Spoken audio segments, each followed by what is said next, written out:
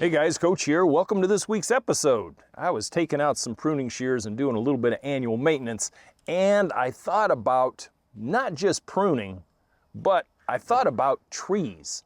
And because we're in September now, you know, the fall is right around the corner, and fall is my #1 season to do a landscape project, I thought I would share with you some selections of trees that I would have to take a very hard pass on, for sure. And I'll tell you why. Hey, I'm glad you're here. Let's get started, shall we?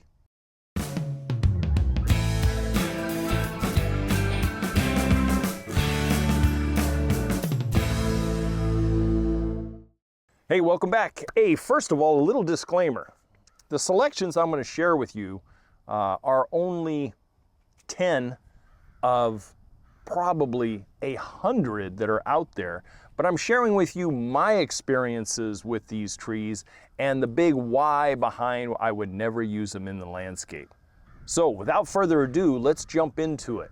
#1, the Bradford Pear, Pyrus caloriana. That tree there, I can remember being in the retail nursery and selling them back in the 70s. But little did I know that a Bradford Pear, way later in its life, turns out to be just a pain in the butt. And the reason why? Brittle wood. Remember that, brittle wood. It has a very hard time in wind, certainly snow load, and a very shallow rooted system if you put it in a turf area.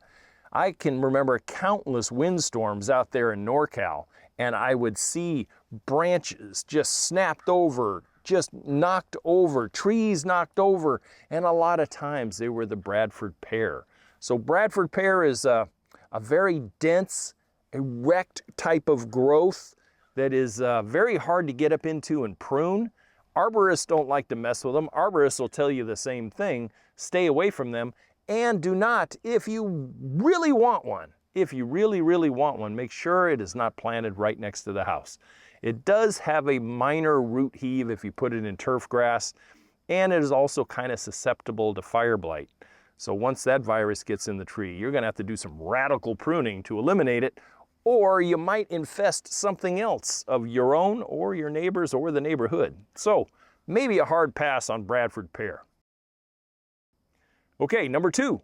#2 is the silver maple. I know you guys up in the Northeast, I don't know if you guys tap into silver as just sugar maples, or are they one and the same? But silver maple, where I was a behemoth of a tree. And many decades ago, when people thought maples were all the rage, they did pick out silver maples. Now these things have a very extensive root system, and they are a water whore. They will go anywhere to find ample water for sure. So, big drawback is root heave. It will lift a driveway, a walkway, a corner of a foundation without even batting an eyelash. They do tend to get a little messy, and they do have a little bit of a soft wood, which makes them susceptible to wintertime break, either from wind or from snow load. I would stay away from them mainly because of their size as well. If you have a little 60 by 100 foot lot and you put one of these in the front yard, it will be your whole front yard. They're that big, and they tend to be kind of messy. Their fall color does not make up in any way, shape, or form for the size and the propensity for problems. So, silver maple, I got to give you a thumbs down. All right, let's move it on. #3. Oh, #3. I remember my kids watching the Disney animated movie Pocahontas, and we had Grandmother Willow. Well, this #3 is the Weeping Willow, Salix babylonica. And this one is almost a year-round mess. It really is. In the right environment, beautiful tree. Still a mess, but not such a mess right around your home. The three or four big drawbacks: size at maturity, root system, and the aggressive root system that this thing has. Septic tanks, leach fields, you don't want this thing anywhere near that. And the constant drop, even during the growing season. If your willow dries out even a little bit and it doesn't have ample moisture, yeah, you'll have a midsummer leaf drop like crazy. Then you have the fall leaf drop. And if you've ever tried to clean up willow leaves, especially if it's damp or wet outside, oh my gosh, what a nightmare. And then it also is very prone to a lot of twiggy, branchy drop all the time. It really does. In the right application, say like on acreage out next to a big pond or next to a river bank or something, okay, you know, if you want to have something like this. But in a residential yard, just like the silver maple, it can become the whole yard, and very little grows underneath it because it just robs every bit of water and nutrient underneath it, and it tends to want to lift concrete walkways and driveways and city streets and wherever else it happened to get plunked. So, weeping willow, you may have an age-old history. You may be featured in some movies and whatnot, but as far as a landscape tree, there are better ones. All right, moving on, number 4. This one here, I am guilty. I am guilty of planting this in customers' yards back in the 90s and the early part of this century. Only because the people really wanted it, and despite my slight objections, they insisted. And that is the coast redwood tree. Coast redwood tree, one of the largest, tallest trees in the entire world. And it is a behemoth, probably after the 20-year mark. It really is. They really look kind of cool in the first 10 years. They're kind of perfect size for that residential yard, and everybody really likes the look of it out west. It's not going to survive up in the northeast or any place like that. But on the cool coast, or even where I was, the Central Valley, they grew, and they grew very large. I had one in my backyard when I was first in the Central Valley. What I found was root heave. It really raised up the area. A lot of drop. The needle drop that comes off of that can be rather voluminous. And then the regular coast redwood, not so much the cultivars like Aptos Blue or Santa Cruz or those guys, but the original coast redwood has a lot of sucker growth at the base of the trunks, and you're constantly having to trim that off because it wants to just keep growing and growing and growing. Plus, very little will live under a redwood tree. It really will. So redwood trees, because of size, because of shallow rootedness, and because of mess, I would take a hard pass on, especially if you like to be around swimming pools, that kind of stuff. This thing can actually crack retaining walls and other stuff. So maybe make it something for acreage instead. All right, number 5. Number 5 choice is the sycamore tree, Platanus acerifolia or occidentalis, whichever ones you happen to find. Main drawback is size. Size for a residential yard. I can remember California, architects designing up city streets and stuff. I can remember a downtown section in the town I used to live. They decided to redo all the downtown section, revitalize it, shall we say. And then they put these trees in little 4x4 concrete planting beds right next to the cobblestone paver roadways. I went down there one year and I just saw the tree trimmers that were already trimming the trees because they do get big and you don't want them falling over, so you take some of the sail out of that canopy. It was already lifting that street, already cracking the concrete surround around it, and these were 12 years old. 12 years old. They have a beautiful mottled bark trunk area, just gorgeous. But a combination of size, the seed pods, seed balls that fall from it. Another big drawback is the midsummer anthracnose problem that they often fall victim to, and that's where it basically defoliates the tree. It will come back if the tree is healthy, but if you have a weakened tree for lack of moisture or lack of space, repeated infestations of anthracnose will knock it down and out, plain and simple. And then you have at least 2 leaf pickups in your growing season, and really the fall color on a sycamore is not stupendous. It's just not. So size, mess, disease, and the ability to lift and heave. I would keep it away from small residential yards. Okay, number 6.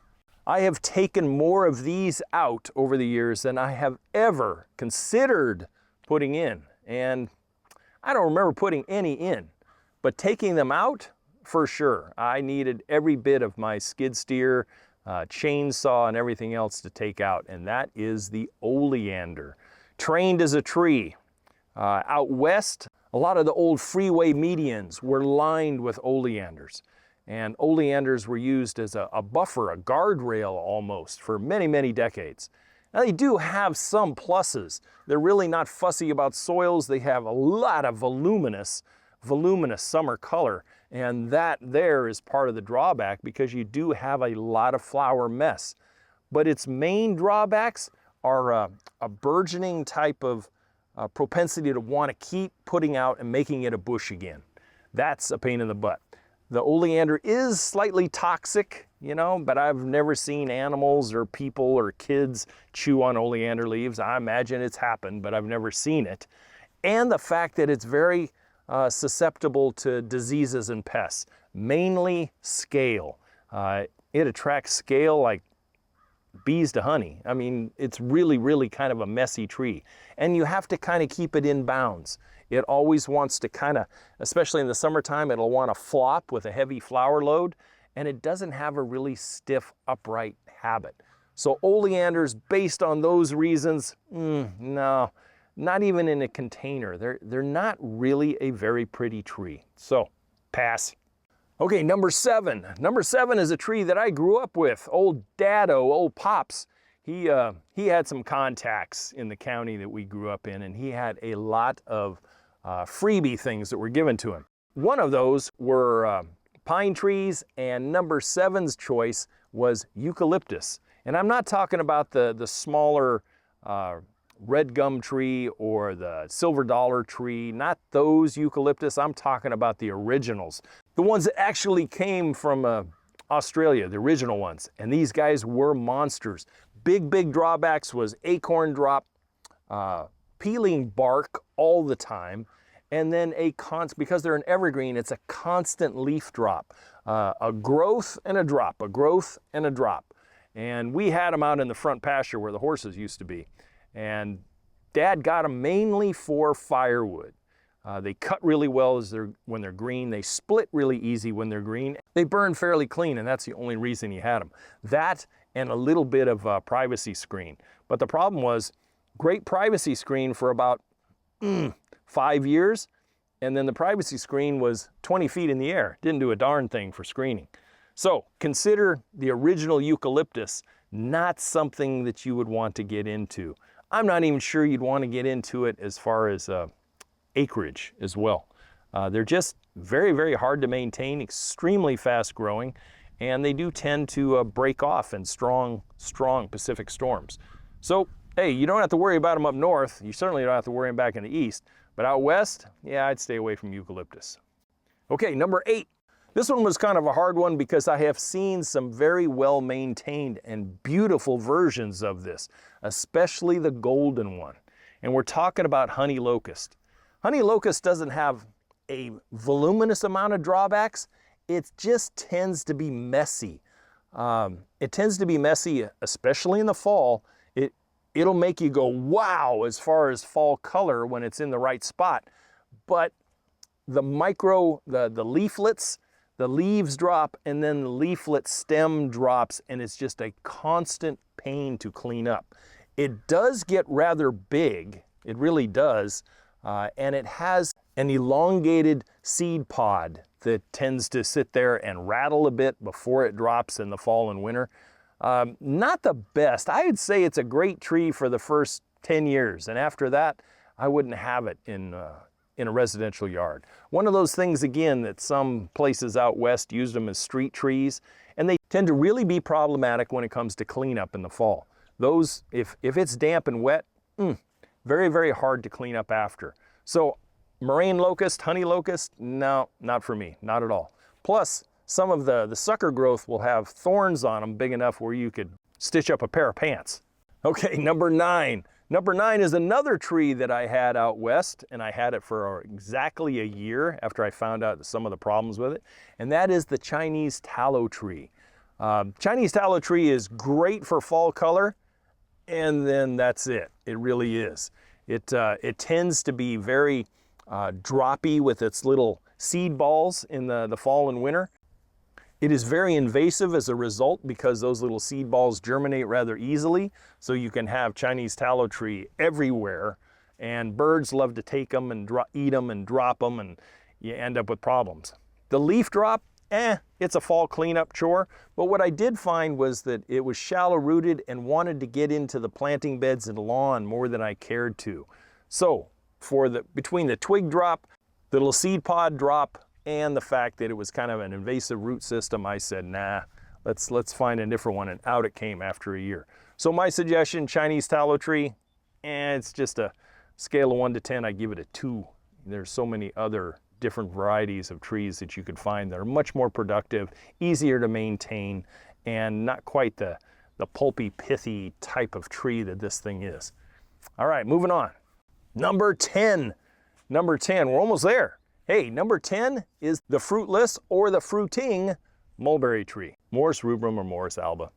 And I would stay away from this mainly because if it's the fruiting one, oh my God, you want to talk about delicious fruits, but you have to be out there 2 and 3 times a day as this thing starts to come into ripeness.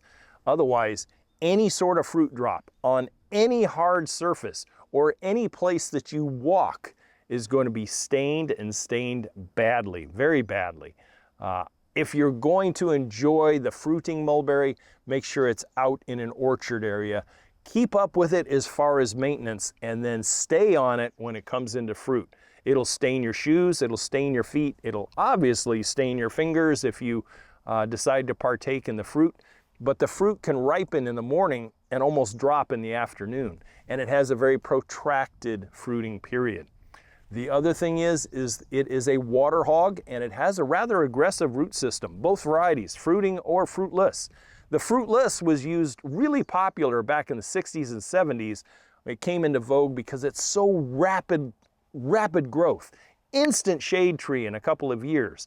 And although that's the good thing, and I had one at a rental property many years ago, it's so aggressive that it is such dense shade that nothing will grow underneath it. And a lot of people out west, where it's grown mostly, they come in and just radically prune them every year. And they do bollard pruning, where they prune it back to big, huge stumps, and it regenerates the following year. The problem is that regrowth, that secondary wood, is not nearly as strong as the original, and it tends to get rather whippy, but kind of flexible. I've never seen too many break off, but I have seen shallow roots, and roots that get under walkways and concrete and can be very, very damaging. So I would kind of stay away from the fruiting or fruitless mulberry tree as well.